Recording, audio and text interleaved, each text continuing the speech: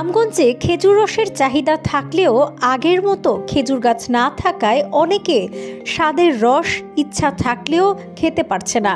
এক সময় মানুষের বাড়িতে সড়কের ধারে সারি সারি খেজুর গাছ দেখা যেত। শীতকাল আসলে গাছিরা বিকালে গাছ কেটে হাঁড়ি বসিয়ে ভোর সকালে রস বিক্রি করত। এখন গাছ নেই বললেই চলে। মাঝে মাঝে দু একটি খেজুর গাছ থাকলেও তা সবল নয়। দুর্বল প্রকৃতির গাছগুলোতে আগের মতো রস পড়ে না। বর্তমানে গাছিরা পরিবেশ দূষণকে দায়ী করে বলেন, আগে পরিবেশ ছিল ভালো, প্রতিটি ফলমূলের গাছে ছিল ফুলে ফলে ভরা।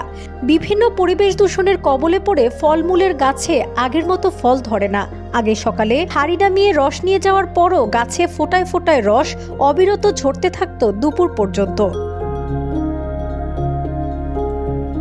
খেজুর রস সংগ্রহকারী গাছালি ভোলা সদর উপজেলার রাজাপুর ইউনিয়নের দক্ষিণ রাজাপুর গ্রামের নাসির ফলবান বলেন, 2 বছর আগে আমার 6টি গাছ থেকে দৈনিক রস সংগ্রহ করা হতো প্রায় 23 থেকে 24 কেজি, আর এবছর এসে সংগ্রহ হচ্ছে 5 থেকে 6 কেজি।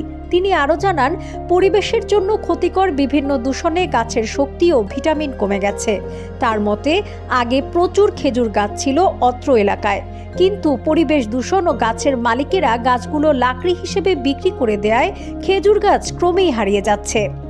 এক সময় প্রতি কেজি খেজুর রস বিক্রি হতো 8 থেকে 10 টাকায়। বর্তমানে সে খেজুরের রস 100 থেকে 120 টাকা প্রতি কেজি। অনেক জায়গাতে 150 টাকাও বিক্রি হচ্ছে। তিনি আরও জানান, রসের চাহিদা অনেক, কিন্তু এর পরেও চাহিদা মতো দেয়া যায় না।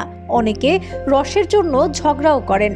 পালা করে করে রস দিতে হচ্ছে ক্রেতাদের। রসের পিঠার মজাই আলাদা বলে বছরে একবার প্রতিটি পরিবারে রস সংগ্রহ করে গ্রাম বাংলার ঐতিহ্য ডুই পিঠা, গুড়া পিঠা, চিতল পিঠা, ভাপা পিঠা, পাটিসাপটা, হাতজারা পিঠা খেয়ে থাকেন।